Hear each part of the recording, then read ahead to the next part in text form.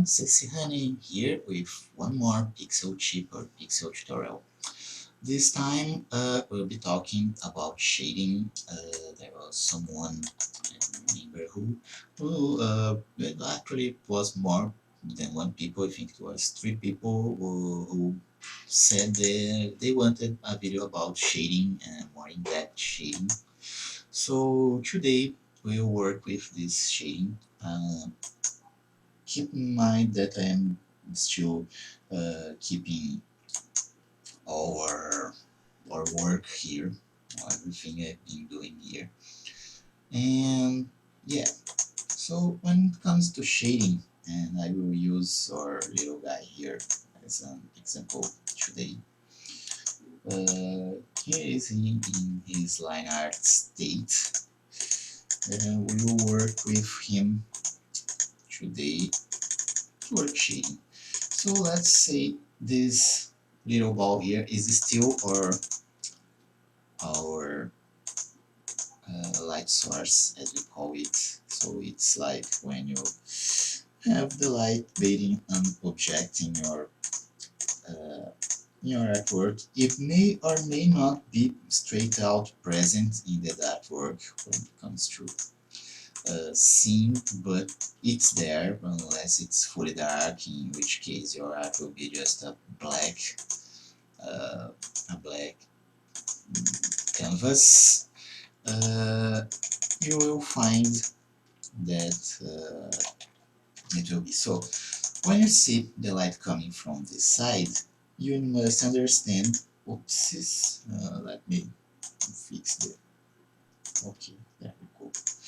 So we have here is like our little base character, and you see that I am shading just one side because the light is covering the other side. But there are one thing we have that I didn't explain before, which is projected shadow. The projected shadow is not just how the shadow faces me over here. It's like when I put my hand here over the other hand, or let's see if I can grab something to help me. Maybe a little impulse Gundam here can help us.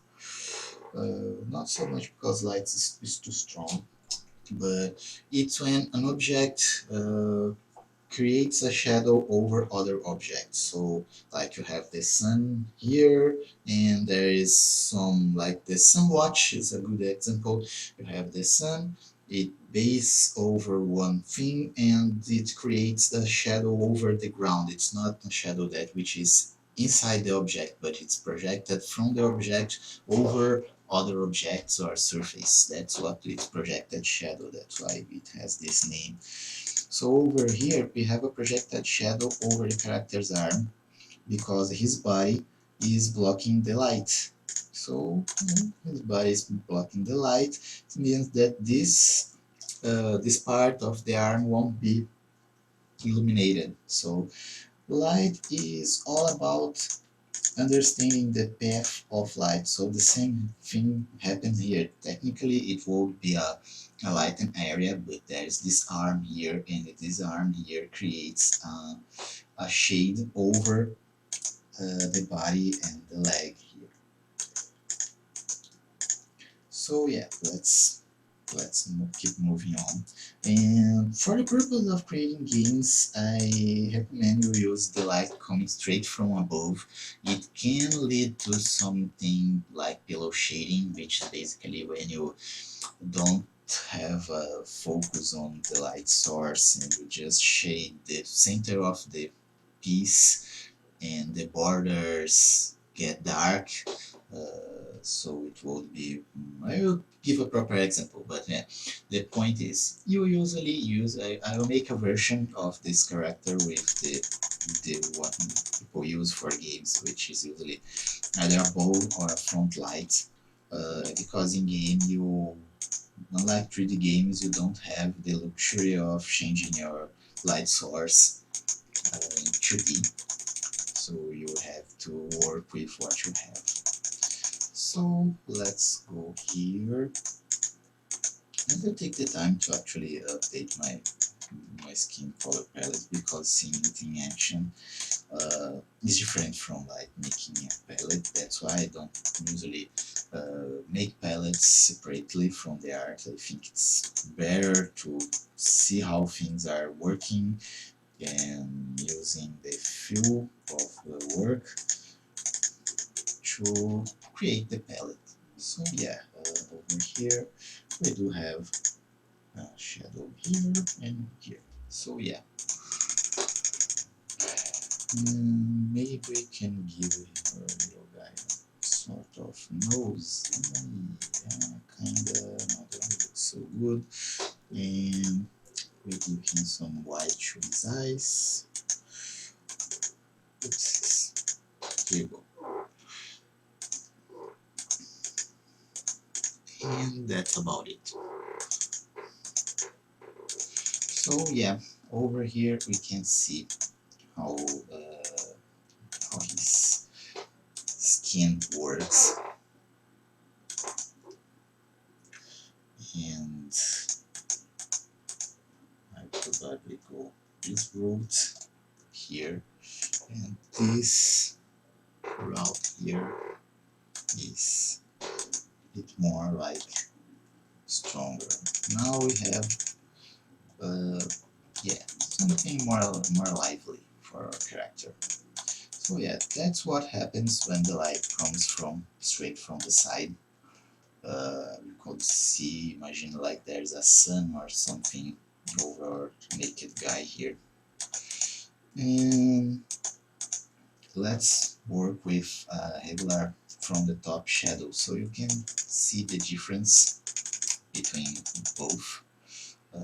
So yeah, I will first, and now you will see, I will first play with the what you shouldn't do, so please don't do this, which is the pillow shading. So I warned you not to do this like this. You have like all the corners being dark, and the centers of your piece are all light. So when you do this, things tend to look boring and realistic, like you can see here, and you can see here, see, I'm just following the shape of the body. I'm not like truly shading anything. I am just like, oh well, there's this here and there's this here, and maybe something like this here and here and here. So yeah, the pillow shading is more or less like this. What's the correct from the top shading? That's more like this. We do have like this. We consider that the shape of the head won't be illuminated by here, but maybe this bit is illuminated. Same for here. We have a shadow from the shin. This here should be illuminated because light's coming from above, so the shoulders should be also bathed in light. The top of the hand will be illuminated as well, or maybe a little bit more of that. And if this is, then this part is illuminated as well. See how much more three-dimensional our character is becoming now that we are using the proper concept for the shadow. And well, that's about it. That's what we should do. Well, and here, so the chest makes it go here, and you start to see that the legs will have less shading, maybe something here at the feet, and maybe something here at the thigh, but not so much. Maybe the thigh around here rather than the center. So yeah, it's not about always shading from the center, also you can shade the borders, and now you see how different it was from the pillow shading version, or version of the work. actually go like this, yes. Or maybe even just do this here. There we go. There we have some bright to the face. That's kinda like it. That's about what we do. You can see that it feels a lot stronger now. And you have like what we call an omnidirectional light. So yeah, that's something you might be interesting. Again, we are using that called shadow over here. And surely I'll make more about this shadow once we're talking about objects and people, but this is the principle of shading. You choose a light spot, in this case the light comes up, and once you have the light source flowing into your object, and I will make a secondary thing here, you will see how this light beats over each part of the object. So let's make our little sun here again. Oh, alright, that's something here. So with this particular object, we can pick like the line tool. Oopsies. And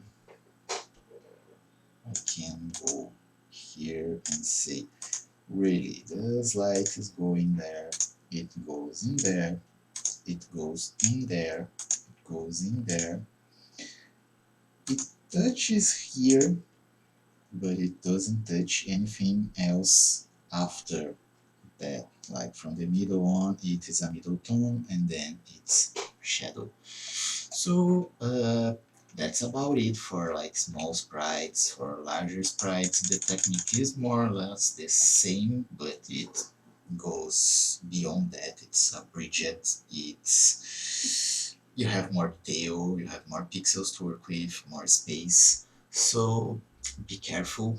Uh, do this with caution and operate this as best as you can. So thanks for watching. Hope you enjoyed it. If you have any questions, please comment down below or send me an email. If you like the video and you want uh, to give a thumbs up or subscribe, feel free to. And that's about it. That's cool.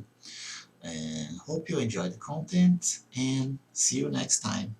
Bye bye.